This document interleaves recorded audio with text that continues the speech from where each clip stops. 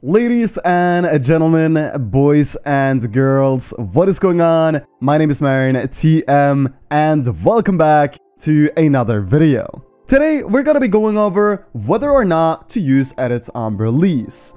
And believe it or not, but the answer is actually pretty simple.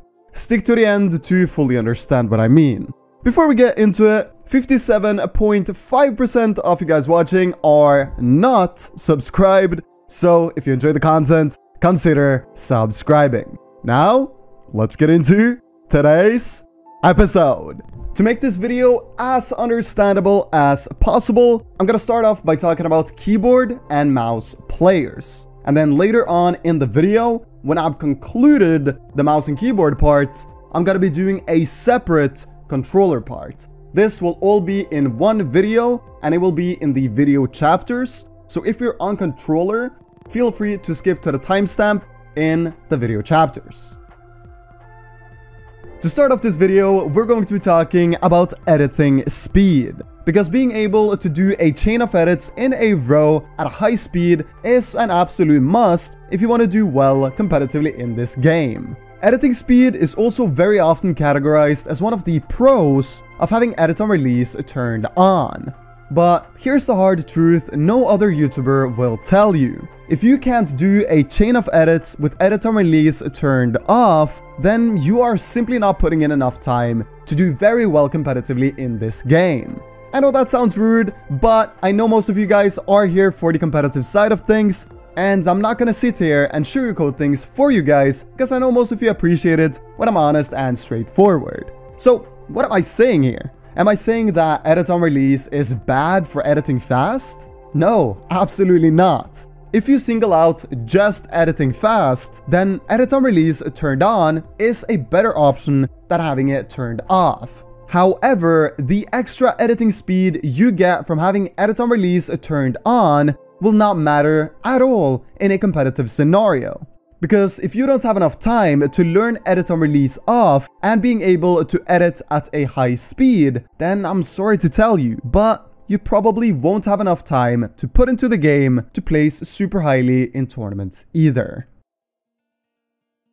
Moving on, I named this next chapter Consistency. And everything we're gonna talk about here is creating good peaks consistently, having good crosshair placement, which allows you to have good aim consistently, and lastly, awareness so you can win fights consistently. The reason I'm talking about consistency and the importance of it in this video is because we've all been in a situation where one missed edit, one bad peek, or one missed shotgun shot has killed us. And we obviously want to limit these mistakes. Starting off, we have creating good peaks consistently. And this is something that is extremely easy with edit on release turned off. But on the other side, with the option turned on, it's extremely hard to consistently create good peaks.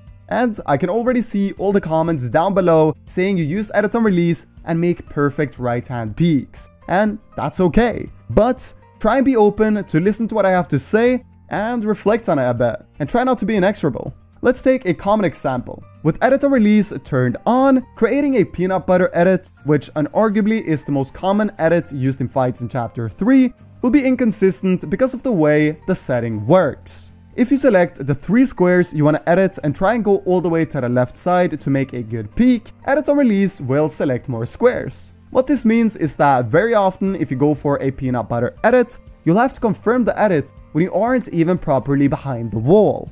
This gives your opponent a very easy shot on you, and the right-hand peek serves little to no purpose. Of course, you can always firstly go all the way to the left corner and then edit the 3 squares, but this makes your crosshair placement tremendously bad, meaning you will have to flick onto your opponent. Flicking compared to having good crosshair placement and only needing a very minimal micro adjustment makes your aim 10 times more inconsistent. Of course, you can also select the 3 squares, look straight up in the air, and then walk to the very left side of the box, but then again, you face the same problem. This is a problem that will hold you back, and it's not only when doing the peanut butter edit. Let's have a look at another popular peak, the top 3 square peak. Yet again, you face the same problems. What bad peaks, bad crosshair placement, and bad awareness of your opponent will result in is enormous inconsistency. And if you want to do very well competitively, inconsistency is the one thing you want to try and limit the hardest. Therefore, I cannot sit there and say that whether or not having edit on release turned on is personal preference, because it simply isn't. Edit on release turned off is by far the superior option, because of the one thing this chapter is all about: consistency. To emphasize my point even more, let's talk a little bit about professional players' preference when it comes to having edit on release turned on or off. And here, the majority of pro players have the setting turned off. Players you would categorize as some of the best mechanical players in the world, like Noah Rayleigh, Reesnay, and Clicks, all have the setting turned off. But of course, there are some notable names that have the setting turned on. Players like Buga, who right now could arguably be considered the best player in the world, has the setting turned on, and the same goes for both Stretch and Muzz. The last thing I'm going to be talking about before I leave you guys today is controller, and whether or not to use edit on release on this input.